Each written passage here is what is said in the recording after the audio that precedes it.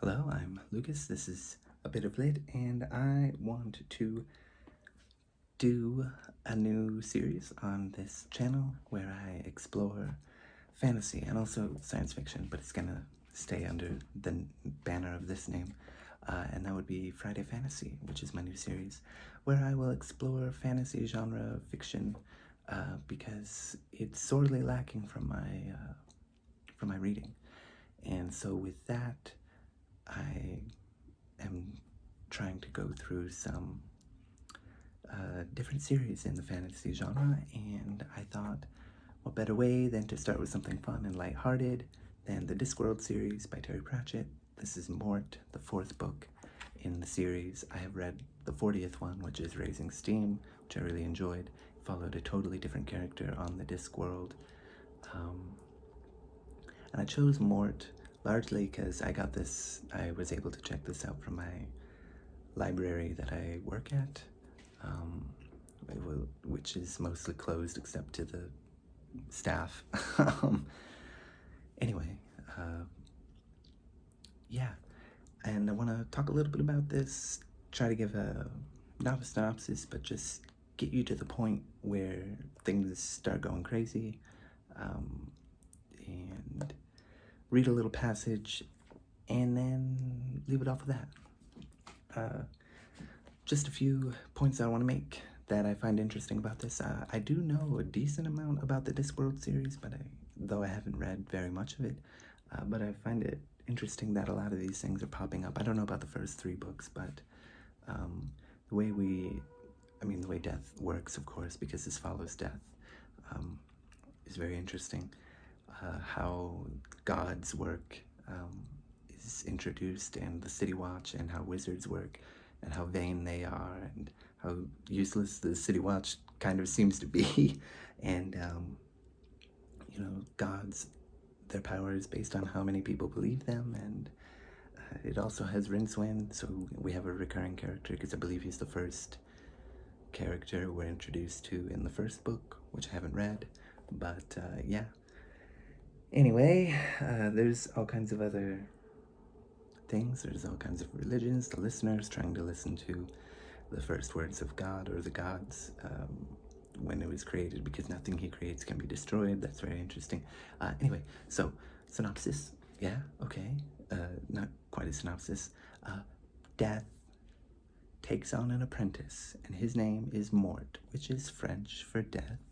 Mort is a teenager that is all knees, and he's gangly and lanky and sort of clumsy and just more trouble than he's worth from appearance's sake.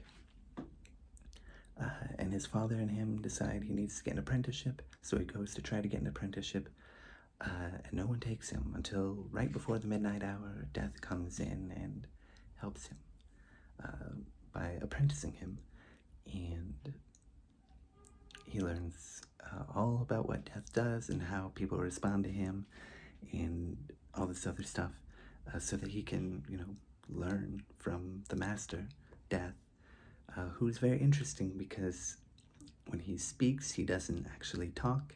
His thoughts are heard, or felt more like it than heard.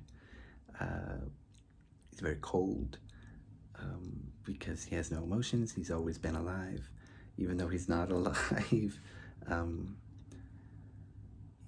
he's a busy worker. And what I enjoy about this book is that as he teaches Mort the tricks of the trade, he starts to become a little more interested in humanity and what drives them and what motivates them and what interests them. And Mort starts to become a little bit more like Death, a little more cold, a little more, not cruel, he's just cold and disinterested in a way in humanity, and their wants and needs and what they think is just, because as Death says, there is no justice. There's just us, or just me, or just you, and Mort sort of learns to take that by heart, because he is given a task, a duty, to take 3 people to, the underworld, so to speak, to guide them from life. But he has a lot of difficulties. Excuse me, I just knocked something over. The first person that he runs into is a witch. Witches and cats can see death. And the witch responds in a way that he's not expecting, because the witch doesn't want to go with him. And he doesn't know what to do. He just lets it happen, but he realizes, maybe I did something wrong. And then the second person is a monk from the listeners that I briefly mentioned earlier. And this monk is constantly reincarnated, so he also doesn't end up going, because he dies and then he's just reborn in the village nearby. And again, he has more trouble. The final trouble he has is with a young woman who's a princess, Princess Kelly.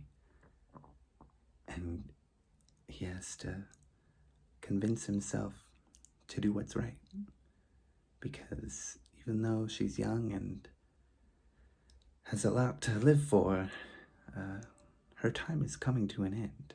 And again, there is no justice, there's just us. So I'll leave it at that. There's a lot more to go through that. Let's just say that if death does not do his job and the person's soul is not taken, then they're still alive, even though they've been killed. But fate has an inertia, and fate keeps going. And so just because someone's been killed, if they haven't been taken passage, history is going to keep moving forward the way that it was supposed to go, if that person had died, when that person should have died. And yeah, it's wild, it's adventurous, it's really fun. And I really love this book. I love how it makes some interesting, thought-provoking, maybe even poignant statements, or asks interesting questions about how we view death itself, and the anthropomorphic personification of it, and what dying means to us. And so yeah, anyway, I want to read a passage from when death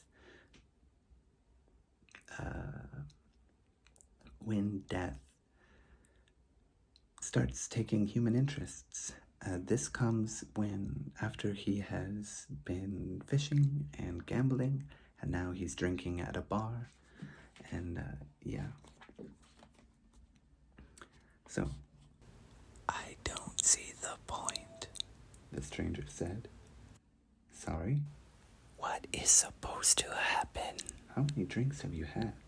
47. Just about anything, then, said the barman. And because he knew his job and knew what was expected of him, when people drank alone in the small hours, he started to polish a glass with the slops cloth and said, "Your lady thrown you out yet, has she?" "Pardon?" "Drowning your sorrows, are you?" "I have no sorrows." "No, of course not. Forget I mentioned it." He gave the glass a few more wipes. "Just thought it helps to have someone to talk to," he said. The stranger was silent for a moment, thinking. Then he said, "You want to talk to me?" "Yes, sure. I'm a good listener." "No one ever wanted to talk to me before." "That's a shame." "They never invite me to parties, you know. They all hate me. Everyone hates me. I don't have a single friend." "Everyone ought to have a friend," said the barman sagely. "I think..." "Yes?" "I think I could be friends with the green bottle." So yeah, there's that.